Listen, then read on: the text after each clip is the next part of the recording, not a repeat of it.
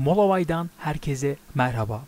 Adobe Illustrator ile dairenin etrafına yazı nasıl yazılır onu göstereceğim. Şimdi şu kısımdan elipsimizi seçiyoruz.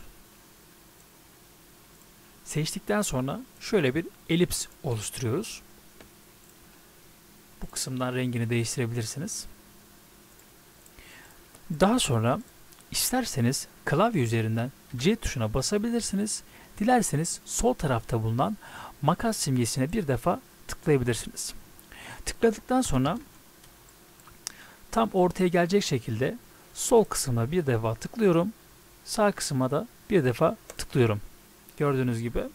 Şimdi şöyle ortadan ikiye ayrılmış oluyor.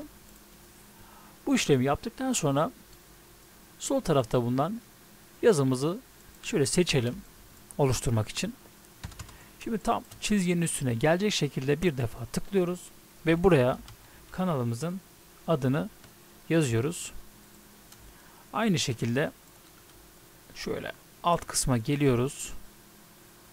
Şuraya abone ol yazıyoruz.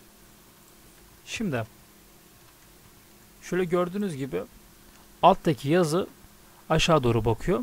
Şimdi bunu yukarıya doğru çekmemiz için şuradaki çizgiyi görüyorsunuz. Onu şöyle yaptığınız zaman tam ortaya gelmiş oluyor. Aynı şekilde bunun da üzerinde bir değişiklik yapmak istiyorsanız şöyle geldi, bakın çizgisi. Şu şekilde ortalayabilirsiniz. Size kalmış bir şey o. Şöyle gördüğünüz gibi. Buraya da şöyle dairenizi çizebilirsiniz. Güzel bir logo ya da daha farklı bir şey yapabilirsiniz. Umarım videoyu beğenmişsinizdir.